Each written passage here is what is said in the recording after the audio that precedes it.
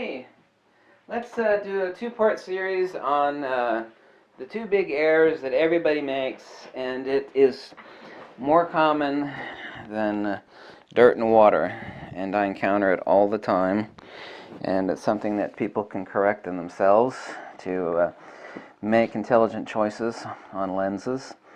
And it's kind of an issue. It depends on how you define the issue. I mean, if someone's perfectly happy,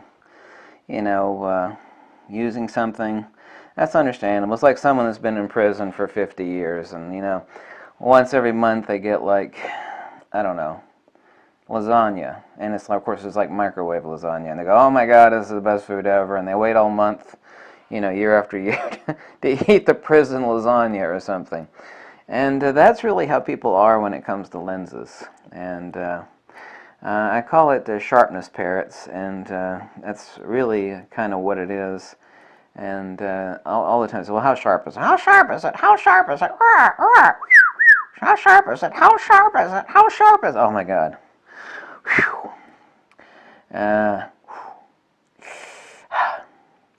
Now, the number one money-making lens on Earth, Nikkor 2470 2.8, that lens is not that sharp. It's got a lot of really other fascinating characteristics that make it unique, and it make it a money winner for portraiture and especially for wedding photographers.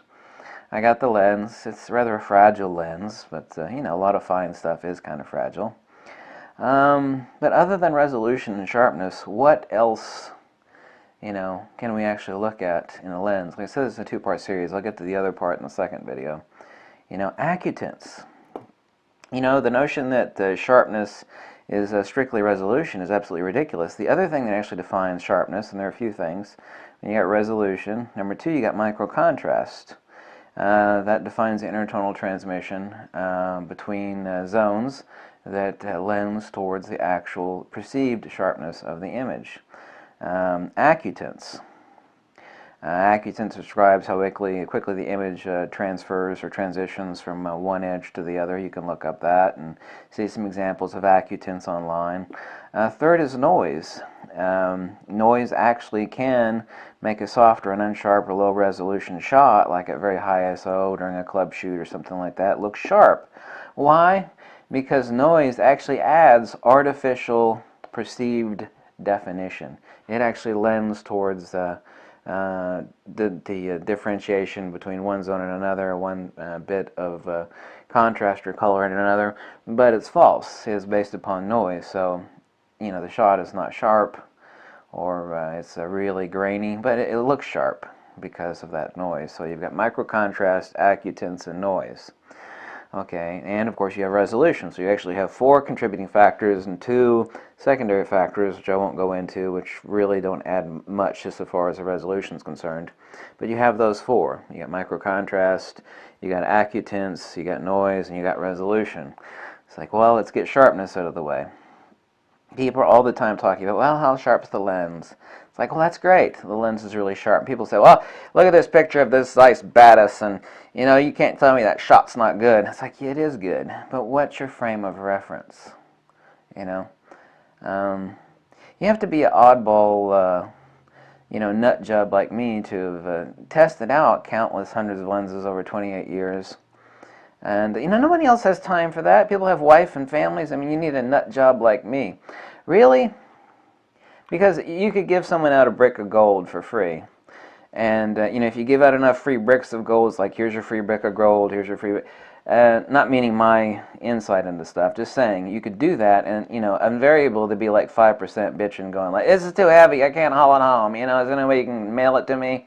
It's like, well, damn, it's a free brick of gold. This is the same way in lenses, so no matter how good my recommendations are, or how accurate they are empirically versus personally, and this, of course, is still artwork, for God's sakes.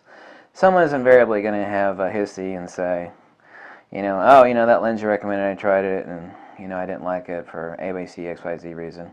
And that is actually, I could be lying, but I'm not. Actually, because of that factor of people invariably not liking something for whatever sort of crazy reason, the actual, point of return, of course, I'm not selling anything at all. You're buying it from somebody else. People saying, I don't like that lens. It's been like, it has been amazingly because someone's always got to complain. It's been amazingly nil. I mean, do I mean absolutely zero? No, but I mean, out of countless tens of thousands of lenses bought over, the 1,300 some videos, I mean, it's been like less than a half a dozen people. One person actually sent me the image. I thought, well, maybe the lens is messed up. And I pointed him out the micro contrast on the 35mm f2 Zeiss Distagon, and he eventually decided that, I think he said anyway, that he was going to keep it. At first he wasn't sure. He said, well, it's not as sharp as my other lens at 35mm, and then he showed me examples of both, and I went over and pointed out the difference, and he's like, oh, I see it. And I was like, well, yeah, you got to be able to recognize what's there, and if you're just looking at one criteria of a lens's output, you're not going to recognize it, and people don't have the spectrum. Nobody really does. I mean, who the hell is going to be a weirdo like me to try out and buy and own and test all these bloody lenses for so many years? And the answer is none. I mean, who would want to? Even, I would rather be out frolicking in the tulips or something. I mean, I would rather be out taking pictures any day except for this crappy weather.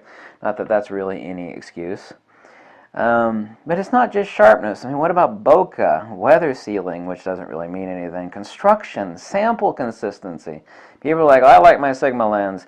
And insofar as the fact that, this is art and it's about composition, you can love your Sigma. And the lenses are crap.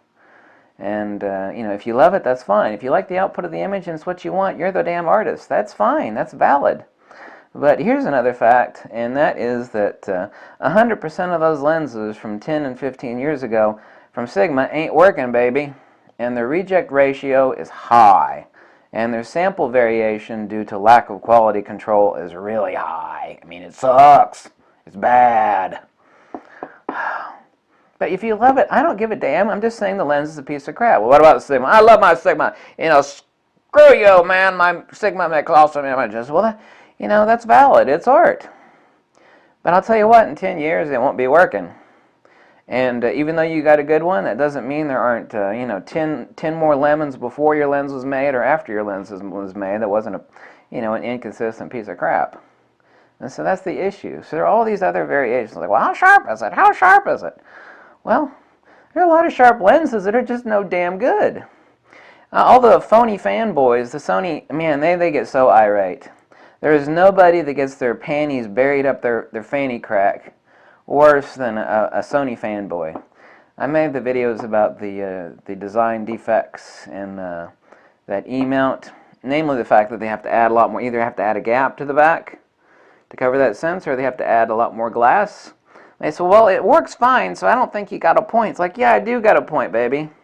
The point is that all that extra glass causes washed out images, poor color saturation, bad micro contrast.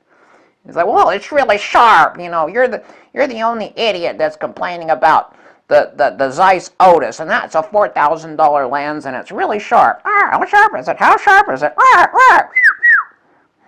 Yeah, that lens is incredibly sharp, but it's a damn awful lens. Go and look at the Flickr page for the Zeiss Otis. That lens sucks. Well, how can it suck? It's a Zeiss lens, and it's really sharp. It sucks because of what I told you. And people that go and look at that page are like, damn, you're right. When you told me what to look for, I can see it now. And it's not like they're seeing stuff that isn't there. I mean, it's like, damn, yeah, I can see it. I wasn't looking for it before. I was just kind of fascinated about how sharp the lens was. But now that you mention it, the images look washed out. The black and grays look horrible, and the image is rendered kind of flat. Yeah, damn, you got it. Autofocus speed, whether it's got an internal motor or whether it's driven externally. All these criteria that have to do with the micro contrast, incredibly important, especially if we're shooting black and white. Translational perceptual depth. You got two depths. Perceived depth due to micro contrast, you have rendered depth due to lens construction. Vignetting and flare, chromatic aberration, incredibly important. Color saturation, incredibly. Now you can obviously screw with color saturation in post, but anything you have to screw with in post is time you're pissing away that you should have captured with the lens. But there are some things you can't correct for in Photoshop. That is micro contrast and rendered depth and bokeh. Can't fix that in Photoshop.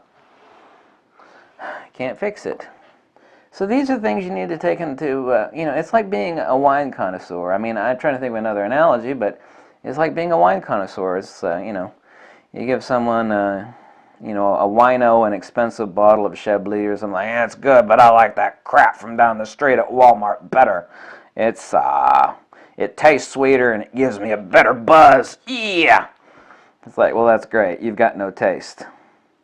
People like that, and people that talk about sharpness. How sharp is it? How sharp is it? Those are the people that are like winos that go into the liquor store and give me the crap that's got the most alcohol in it. Yeah. I want something that'll get me crap faced like that when I drink it. Like, 200% proof. If I could drink gasoline, I'd do that too. These are the people that talk about sharpness. How sharp is it? I hope I made my point on that, because this is a mistake a lot of people make. And is resolution important? Yeah. There's a lot of other criteria. A lot of other criteria. And people that are saying, like, what about the Zeiss Otis? That lens is the sharpest lens in the world. Well, technically it's not, but it almost is. Let's just say that it was, even though it's not. That's all that lens has got going for it. That and the status. Look at me, I got a Zeiss Otis. It's the sharpest lens in the world. Yeah, but it renders poorly. It's got bad micro contrast, poor color saturation, poor render depth. That lens sucks. That's like a really pretty car that has like an engine that's made out of cardboard. That car is beautiful. Yeah, but it's a piece of crap. What do you mean? That car is gorgeous. Kill me now. Kill me now. Kill me now. What are you going to deny? Anything I just said? You think anything I just said was untrue? Come at me. Nothing I said was untrue.